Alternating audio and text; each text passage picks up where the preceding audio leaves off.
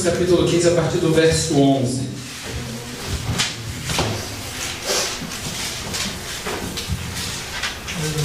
Todo mundo achou? E diz assim: e Jesus continuou: um homem tinha 2 filhos. O mais novo disse ao seu pai: pai, quero a minha parte da herança. Assim ele repartiu a sua propriedade entre eles. Não muito tempo depois, o filho mais novo reuniu tudo o que tinha e foi para uma região distante, e lá desperdiçou os seus bens vivendo irresponsavelmente. Depois de ter gastado tudo, houve uma grande fome em toda aquela região e ele começou a passar necessidade. Por isso foi empregar-se com um dos cidadãos daquela região, que mandou para o seu campo a fim de cuidar de porcos. E ele desejava encher o estômago com as vagens de alfarrobeira que os porcos comiam, mas ninguém lhe dava nada. Caindo em si, ele disse: quantos empregados de meu pai têm comida de sobra, e eu aqui morrendo de fome? Eu me porei a caminho e voltarei para o meu pai, e lhe direi: pai, pequei contra o céu e contra ti, não sou mais digno de ser chamado teu filho. Trata-me como um dos teus empregados. A seguir, levantou-se e foi para o seu pai. Estando ele ainda longe, seu pai o viu e, cheio de compaixão, correu para o seu filho e o abraçou e o beijou. E o filho lhe disse: pai, pequei contra o céu e contra ti, não sou mais digno de ser chamado teu filho. Mas o pai disse aos seus servos: depressa, tragam a melhor roupa e vistam nele, coloquem um anel em seu dedo e calçado em seus pés, tragam o novilho gordo e matem-no. Vamos fazer uma festa e alegrarmos, pois este meu filho estava morto e voltou à vida, estava perdido e foi achado. E começaram a festejar o seu regresso. Obrigado, Pedro. Enquanto isso, o filho mais velho, que estava no campo, aproximou-se da casa quando ouviu a música e a dança. Então chamou um dos servos e perguntou-lhe o que estava acontecendo. E esse lhe respondeu: o seu irmão voltou e seu pai matou o novilho gordo porque o recebeu de volta são e salvo. Mas o filho mais velho encheu-se de ira e não quis entrar. Então seu pai saiu e insistiu com ele, mas ele respondeu ao seu pai: olha, todos esses anos tenho trabalhado como um escravo ao seu serviço e nunca desobedeci às tuas ordens. Mas tu nunca me destes nem cabrito para eu festejar com os meus amigos. Mas quando volta para casa esse teu filho, que esbanjou os teus bens com as prostitutas, matas o novilho gordo para ele. E disse o pai: meu filho, você está sempre comigo e tudo que tem é seu.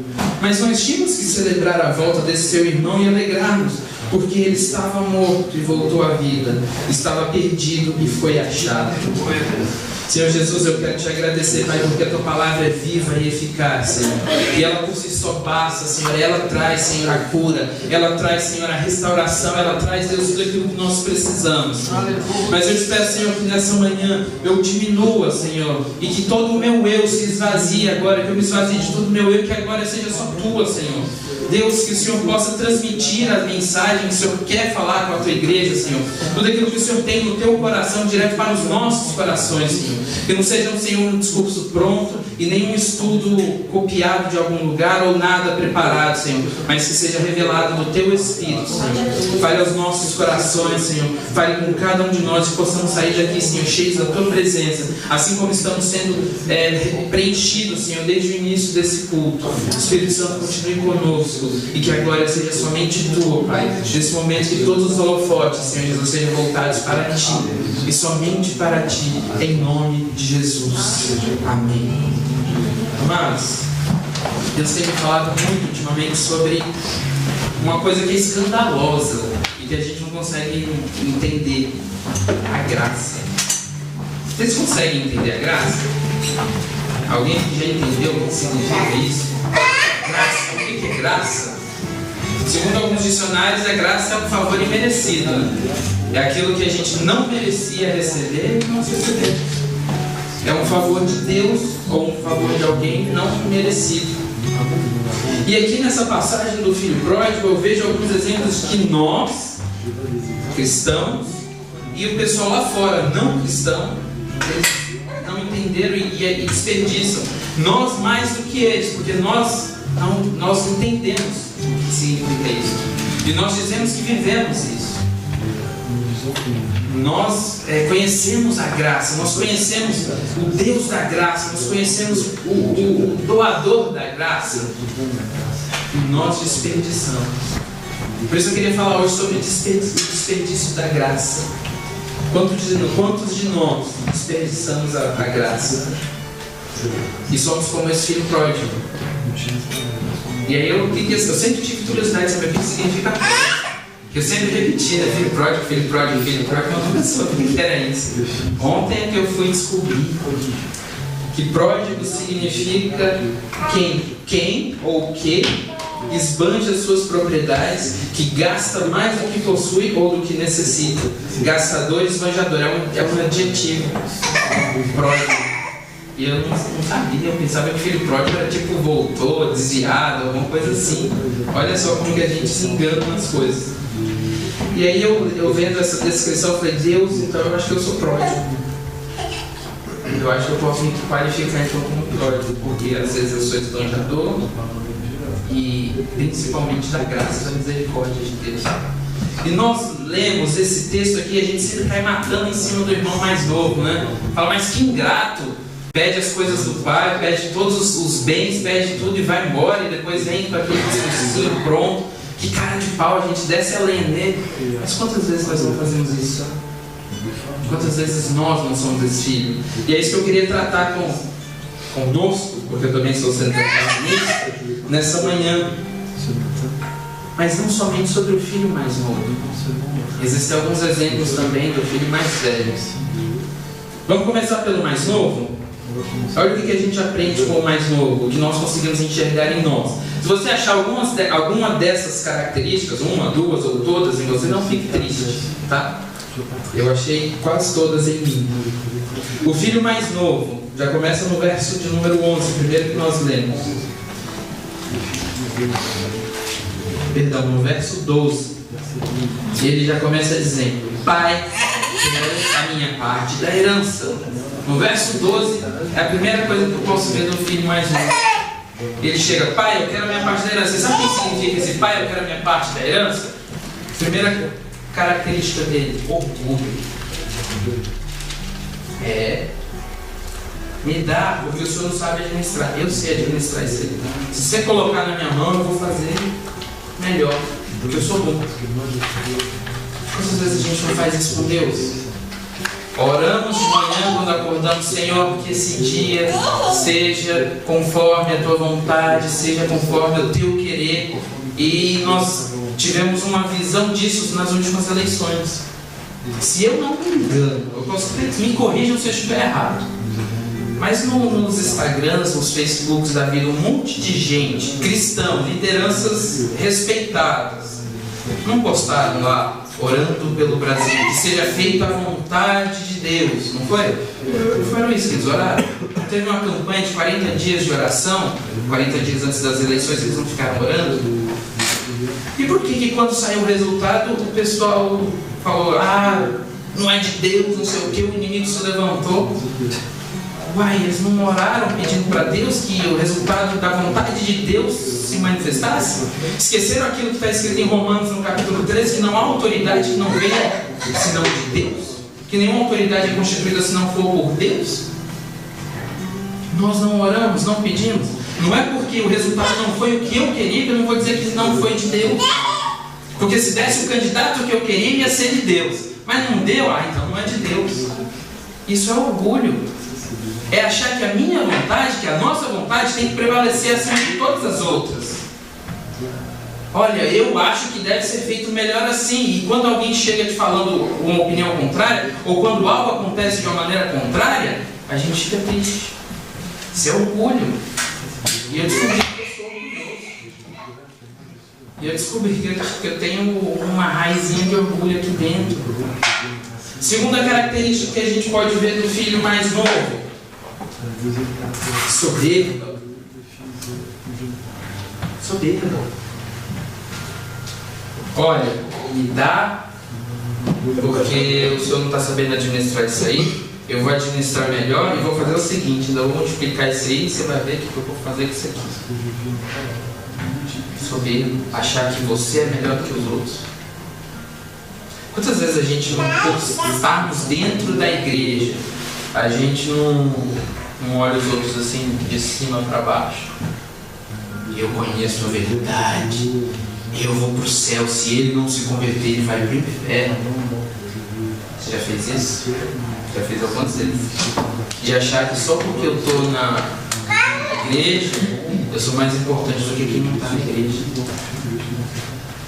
E eu acho legal que o pastor Carlos está aqui, que eu cheguei lá em São Paulo, quando Deus nos mandou para lá, sabe assim, dentro da minha pequena cabeça de passarinho, eu pensei assim, eu estou indo, eu estou deixando o meu centro de conforto, eu estou deixando um país que eu amo, eu estou deixando uma família aqui, estou indo para um outro lugar que eu não conheço, estou indo fazer a vontade de Deus, então eu vou chegar lá arrebentando a boca do balão. Estou debaixo da vontade de Deus. Aí, claro, festas de casamento aqui, um mês depois fomos lá para a igreja. Aí falei, não, estou debaixo da vontade de Deus, estou seguindo a ordem de Deus, estou indo para a igreja do meu pai. Estou feliz, aqui eu vou comandar. Aí cheguei lá, o pessoal, eu ficava só analisando os obreiros. Não, quando eu for o líder dos obreiros, que com certeza é você, eu vou fazer com que eles façam assim, assim, assim, vai agir assim, vai agir assado, vai fazer não sei o quê. E já comecei a querer modificar toda a estrutura da igreja na minha cabeça, porque eu estava debaixo de uma promessa de Deus, eu estava debaixo de obediência, eu estava obedecendo uma direção de Deus, estava na igreja de gente que me ama e que eu amo. Falei, agora que tá. Agora arrebentou, tem 3 cultos por semana, né? Segunda, quarta e domingo. Vou pregar pelo menos uma vez por semana, porque eu gosto de pregar, eu amo falar da palavra. Então aqui, sucesso. Jesus, o ministério agora vai crescer. Deus, bom demais. Aí fui convidado para pregar num congresso lá no Paraná. Falei, agora deslanchou, o Brasil ficou pequeno. 8 meses de geladeira. Foram 8 meses de geladeira. Fazia uma abertura de vez em quando, né? Vocês se lembravam de mim. Mas eu acredito que isso foi tratamento de Deus. Eu acredito que Deus colocou isso no coração deles porque eu estava cheio de mim mesmo. Não tinha espaço para o Espírito Santo, eu estava ocupando todo lugar. Soberba, se você não tomar cuidado, ela chega em você. E ela vai chegando bem de mansinho. Eu lembro que o André contou a história de um rapaz lá da aranha, que ele estava vendo a aranha com um besouro, uma esposa, que a aranha ia lá bem discretinho, dava só um toquinho de teia, sem que o bichinho visse. Ela ia lá, dava outro. Depois de algumas vezes, a aranha apareceu pela frente, o bicho foi tentar fugir, os pés dele estavam presos. E a soberba vai fazendo isso com a gente. Ela dá um toquinho de teia, outro, ela vem por trás, pelos lados, por onde a gente não vigia. E aí quando vem realmente o desafio, o embate, ele está bem na frente, que você vai tentar movimentar, já foi. Você já está paralisado pela soberba. E uma terceira característica, que é meio que uma junção de todas essas 3, autossuficiência. Ele queria todos os bens. E o que ele fez quando ele pegou todos os bens que o pai deu para ele? Ele deu linha na pipa, não foi? Vazou. Autossuficiência. Eu não preciso de ninguém. Eu não preciso de mais ninguém. Eu já tenho tudo que eu preciso. Ele já me deu meus bens. Vou embora daqui porque eu não preciso desse povo. É o pior erro do ser humano, achar que ele é autossuficiente. Achar que você não precisa de ninguém. Pare para pensar só um pouquinho comigo. Jesus, que era Filho de Deus, era Deus, criou todas as coisas, que a Bíblia fala, porque dele, por ele e para ele são todas as coisas. E todas as coisas foram criadas por ele. Sem ele, nada do que foi criado existiria. Ele andou com algumas pessoas. No momento de maior angústia da vida dele, ele chamou 3 para ir com ele e para orar com ele. Se Jesus dá esse exemplo, por que eu tenho que achar que eu sou autossuficiente? Se Jesus precisou de pessoas, por que eu tenho que achar que eu sou autossuficiente? Se Jesus só começou a operar os seus milagres depois que ele recebeu o Espírito Santo, por que eu tenho que achar que que eu sou autossuficiente? Por que eu acho que eu sou bom demais e que eu não preciso de mais ninguém? Já viu isso? As pessoas que gostam de se isolar, o chamado antissocial. Existem as pessoas reservadas, e isso eu entendo. Eu não estou falando assim que a gente não pode ser reservado. Me entenda. Ser reservado é uma coisa, não querer ajuda de ninguém é outra. Isso é uma mistura de orgulho, soberba com autossuficiência, é tudo dentro de um caldeirão misturado. A autossuficiência, ela nos leva, sabe para onde? Para a perdição. Porque cada passo que você dá em direção à autossuficiência é um passo que você dá para longe de Deus. E quantas vezes nós não buscamos a nossa garantia em coisas palpáveis? Não, eu tô garantido na minha profissão. Eu sou um bom profissional, então estou garantido na minha profissão. E fica meio assim quando a empresa começa a ir mal, fica com medo de perder o emprego, achando que a única segurança dele é o trabalho. E aí eu pergunto, quem deu o trabalho? Quem abriu a porta para você entrar nessa empresa? Quem te colocou lá? Quem te capacitou para você entrar lá? Quem te deu inteligência? Não foi Deus? Por que você está com medo de perder o seu emprego? Se Deus te abriu um emprego nesse lugar que você acha bom, Ele pode abrir outros ainda melhores. Por que a gente tem medo dessas coisas? Por que a gente se segura em coisas que são palpáveis? Talvez a nossa vista humana pregue peças na gente, mas tente de vez em quando ser cego, humanamente falando. Tente enxergar com os olhos do Espírito. Tente enxergar com os olhos da fé. Aí às vezes você coloca toda a tua segurança nas suas formações, nos seus diplomas. Não, porque os meus diplomas vão fazer com que eu consiga alcançar algo. E essa é a minha realização. Não estou dizendo aqui que você não deve estudar muito. Pelo contrário, eu creio e acredito que você tem que ser o melhor naquilo que você fizer. Eu creio que você tem que ser o melhor. Se você definiu uma profissão, uma área, busque formação, busque conhecimento, mas não coloque nisso a sua segurança. Porque isso são ferramentas que Deus disponibiliza. A fonte continua sendo Ele. Deus jamais deixará de ser a fonte. Quando Deus parar de ser a fonte na sua vida, acabou. Eu lembro quando cheguei em São Paulo, fazendo entrevista de emprego, negociando salário, todo feliz da vida, já estava lá pensando no futuro, pensando nos filhos, pensando na morte da bezerra, pensando nas férias, pensando em um monte de coisa. E aí Deus vira para mim e fala: olha, quer conquistar as coisas? Trabalhe para os homens. Você vai conquistar tudo com o suor do seu rosto. Tá certo, meu Deus, o senhor falou que o homem ia comer o pão do suor do seu rosto? Tá certo, então vamos trabalhar. Aí ele falou: quer viver milagres? Trabalhe para mim. Eu falei: peraí, deixa eu fazer esse cálculo rapidinho. Suor e conquistas, dependência, milagres. Só que no suor e conquistas, talvez o bem-estar e o conforto cheguem mais rápido. E a dependência e milagres, o bem-estar e o conforto podem demorar um pouco na minha visão. Aí sabe quando você bota na balança e aí passa todo um filme na sua vida e você fala: mas pô, você largou tudo lá de onde você estava para ficar com medo? Se lança logo, vai estar na chuva, se molha. Eu falei: então tá, Deus, vou para os milagres. Não foi fácil, mas nós tivemos milagres.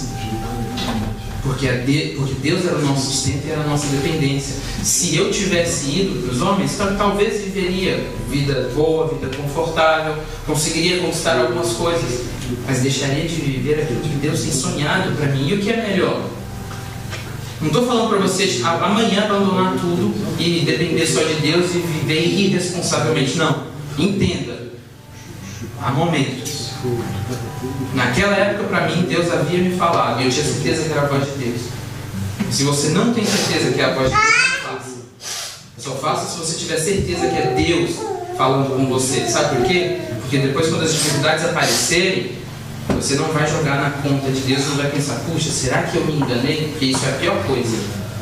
Ficar nesse será que eu me enganei? Será que está funcionando? Será que está bem? Tome cuidado, só faça quando verdadeiramente você ouvir a voz de Deus. A nossa segurança, ela está em Deus. E é interessante que muitas vezes a nossa segurança está também em ministérios.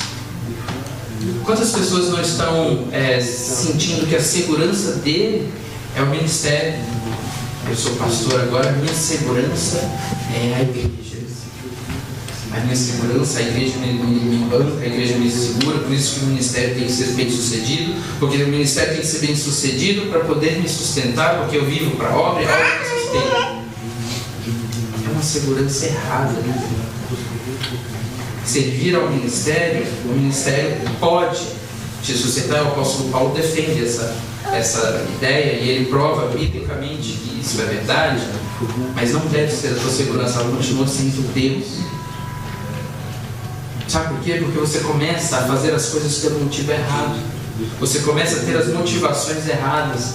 Por que a gente levanta cedo, todo domingo de manhã, ainda mais agora nesse friozinho? Para que a gente vem para a igreja? Já se perguntou?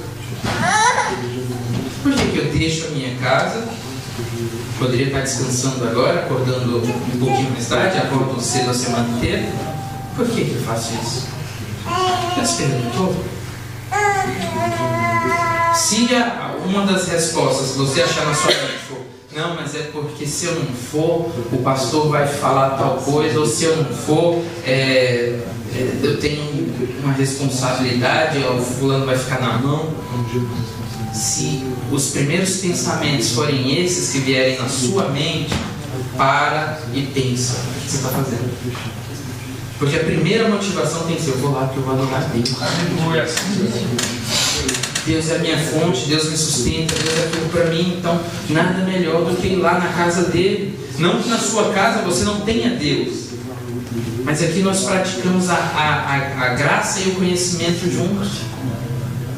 A maior fonte onde se junta graça e conhecimento é dentro da igreja. A graça, nós experimentamos a presença, os favores imerecidos de Deus. Você acha que é fácil para Deus se aproximar de alguém tão pecador quanto a gente? Você acha que é fácil para Deus suportar o cheiro do nosso pecado? Não é fácil para Deus. Mas pela graça, existe um sangue poderoso que nos purifica e torna isso mais suave aos narinas de Deus. E aí Ele pode se aproximar. Então, quando vier na presença dEle, seja grato por isso, por esse presente. Até a presença de Deus é um presente, é uma graça. Que essa seja a nossa maior motivação para levantar cedo, para vir para cá.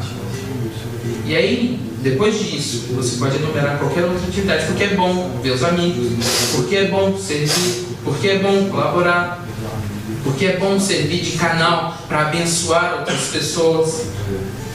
Mas a primeira razão é Deus. A primeira razão é porque nós somos cheios do Espírito Santo. Aleluia. E eu leio um texto tão triste em Juízes. Um homem que era cheio do Espírito Santo. O Espírito Santo era com ele. Ele era separado desde o ventre para viver para Deus, para ser guiado por Deus.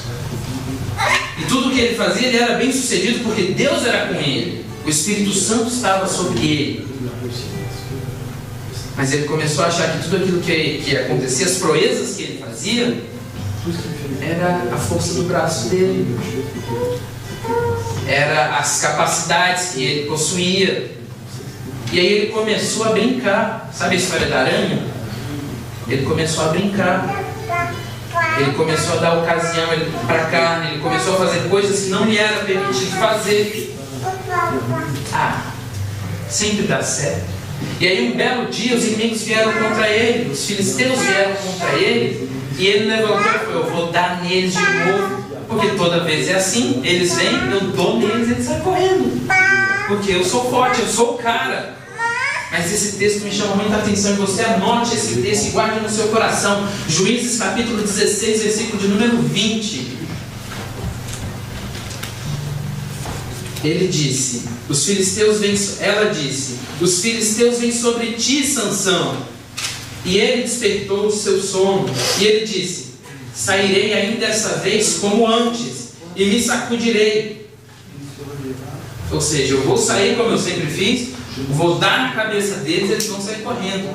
Mas olha a parte mais triste. Porém, ele não sabia que já o Senhor se havia retirado dele. Olha que texto mais triste.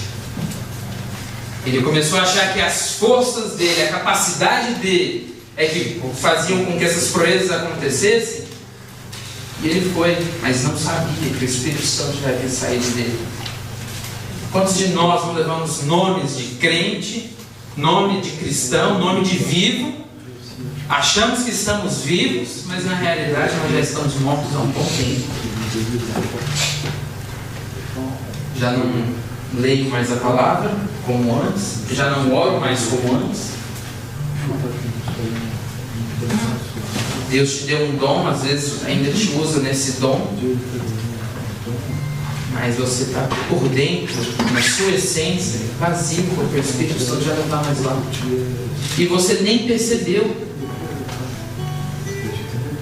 Isso não acontece com os ímpios, porque eles já não têm medo. Isso acontece com um crente que brinca na presença de Deus, que não leva Deus a sério, que é autossuficiente. É o texto mais triste que eu leio na Bíblia. Ele não sabia que o Espírito Santo já havia se retirado dele. Sabe por quê? O Espírito Santo é muito educado. Ele chega de mansinho, espera você convidá-lo. Se você não fala com ele, ele fica lá. E em um determinado momento ele faz isso aqui, ele se afasta. Ele vai para longe. E ele vai para longe sem fazer barulho. Da mesma maneira como ele chegou sem fazer barulho, ele vai para longe sem fazer barulho. Ou você acha que o Espírito Santo só se manifesta desse jeito e vai embora fazendo: eu tô indo embora. Você acha que o Espírito Santo faz isso? Não, ele chega lá. Tô aqui, cara. Aí vai dar vazão para sua casa. Você tá feliz que o Espírito Santo quer rodopiar, você vai tirar e vai dele. É ele e o Espírito Santo. Não vou proibir, não, ué. Quem está alegre, né? Davi não entrou lá pulando e depois foi repreendido, e a pessoa que repreendeu ele tomou na cabeça. Mas ele chega assim. Só que o Carlos não fala.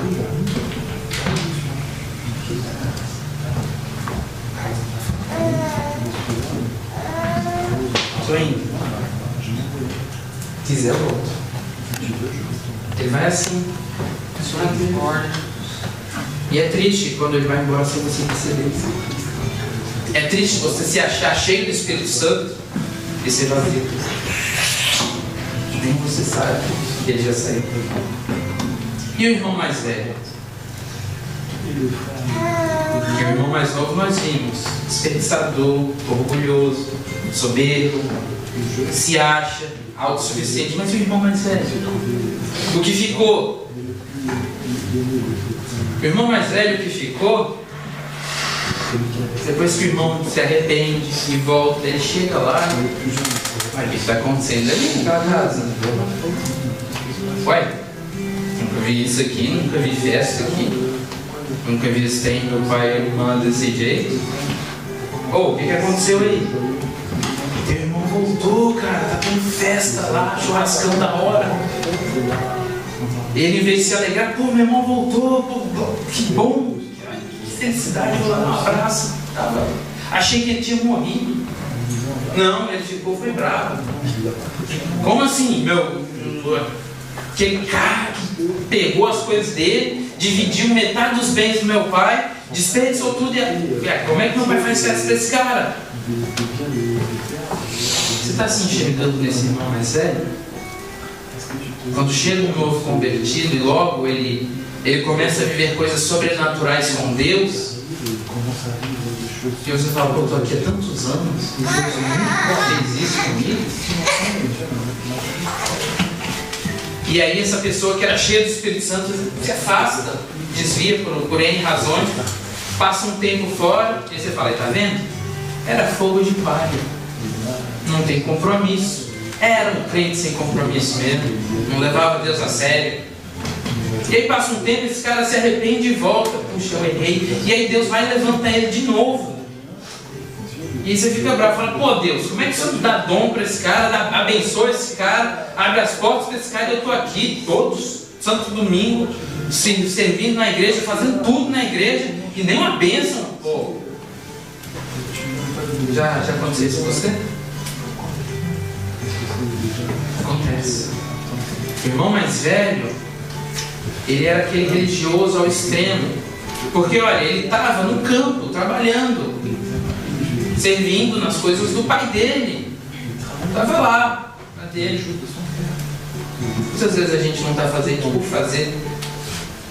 Quantas vezes a gente não está lá mecânico, sabe? Ah, eu vou tocar, toco.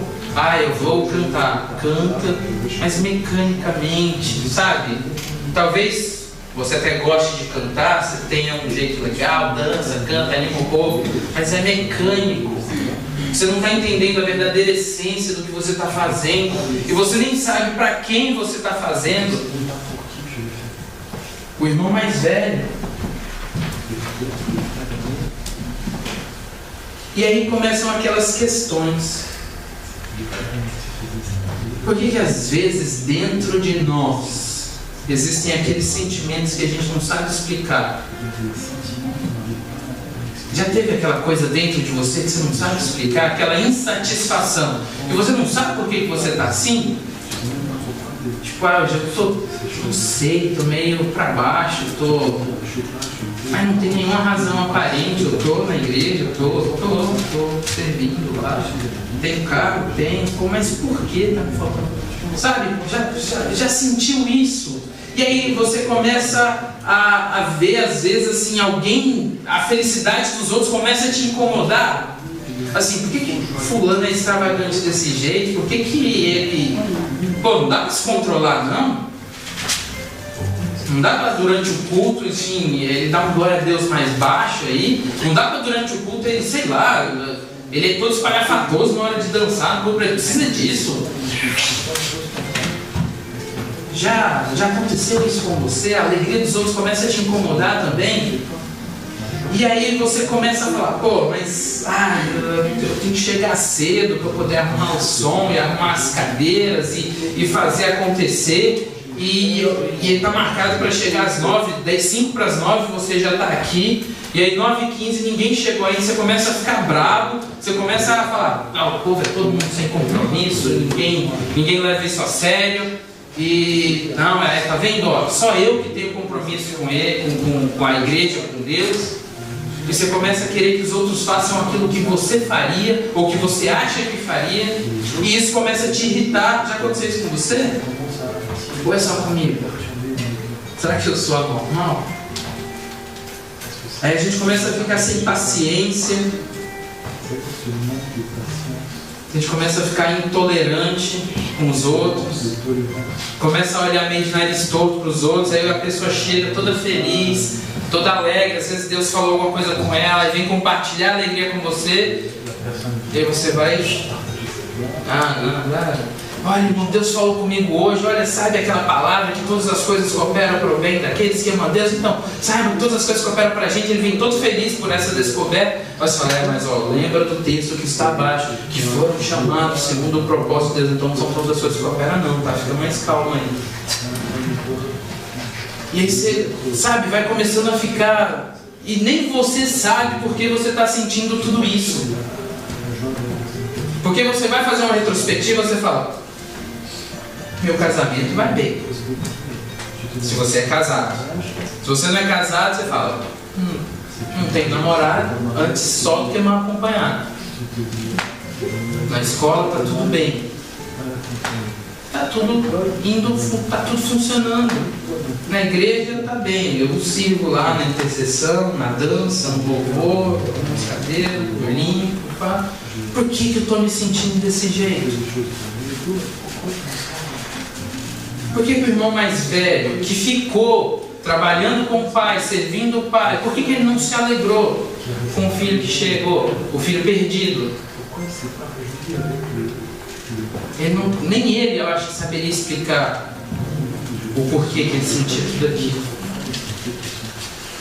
E esses sentimentos, eles podem tomar conta de nós.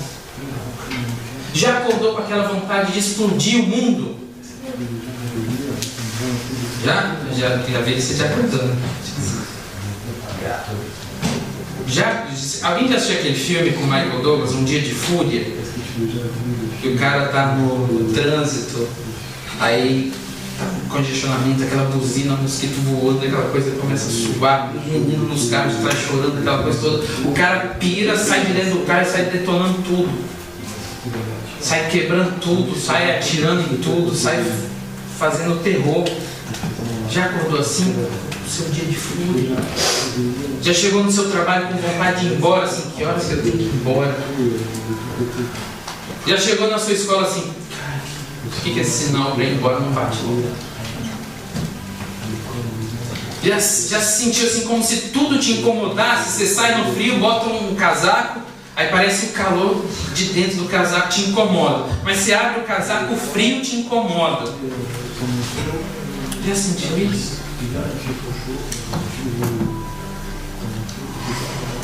Esses sentimentos que nós não conseguimos explicar. E sabe por que a gente não consegue explicar? Porque a gente tem dificuldades em enumerar os nossos erros. Para enumerar os erros dos outros, nós somos bons demais. Você pede, dá uma lista dos erros do fulano. Você pede, dá 2 folhas. Aí fala, agora anota os seus. Aí você pega a folha em branco e fica. Defeito ou qualidade? Porque a gente tem dificuldade. E esse sentimento vai continuar aí dentro de você enquanto você tiver essa dificuldade. Porque eu descobri que isso só desaparece quando você dá nome aos bois. Quando você realmente enxerga quem você é. E você descobre que dentro da casa de Deus não tem razão nenhuma para você estar desse jeito. Porque você experimenta da graça. Você começa a desperdiçar essa graça. Porque o filho mais velho diz assim, olha pai, eu sempre estive aqui, o senhor nunca me deu nada. Eu sempre trabalhei, o senhor nunca me deu nada. Você já jogou isso na cara de Deus, eu tenho certeza. Pô Deus, eu sou dizimista e ofertante. E por que aconteceu tal coisa na minha vida? Deus, eu estou aqui fiel, todo santo domingo, todo culto, eu estou lá servindo, estou lá trabalhando, e por que está acontecendo? Deus, o Senhor nunca me deu foi nada, e o fulano ali recebe a bênção também que eu. Estou aqui 153 dias de campanha e a bênção não chega. O rapaz chegou na metade da campanha, no terceiro dia ele já recebeu lá, e eu aqui nada. O filho mais velho. Nós temos sempre um pouco do filho mais novo e um pouco do filho mais velho. Começa a dar nome aos bois. Começa a dar, Deus, olha, eu estou chateado, Deus, eu estou sentindo ciúme, Deus, eu estou sentindo inveja do fulano, porque ele chegou e está sendo abençoado e eu não estou, e eu sei que inveja é coisa ruim, tira de mim, Deus, por favor, me ajuda a mandar esse negócio embora. Os nossos defeitos, eles só vão sair se a gente começar a encará-los. Não pense que o defeito vai sair assim, um passe de mágica. Ou que você vai pedir para alguém orar por você, sai o defeito, e o defeito sai. Não é assim não, o defeito ele só sai se você enfrenta. O defeito ele só sai se você encara ele de frente, fala, agora é tu e eu. Agora vamos lá, nós dois, tete a tete. Vou detonar esse defeito agora.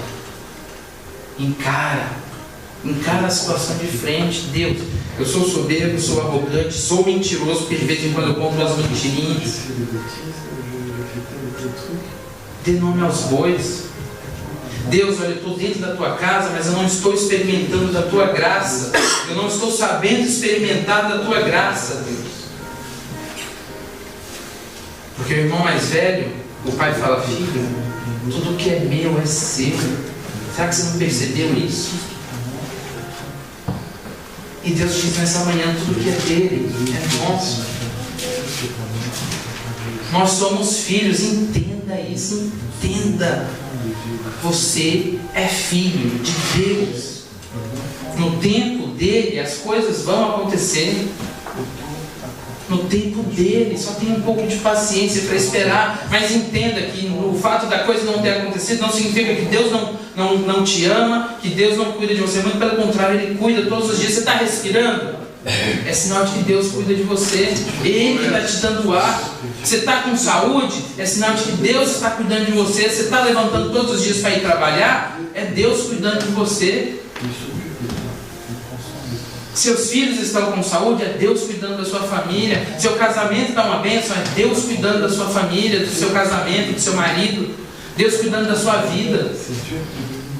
A gente tem que começar a olhar mais amplo. Olha o tanto de coisa que Deus dá para a gente todos os dias e que a gente não percebe, porque estamos dentro da casa do Pai, mas não nos posicionamos como filhos do Pai.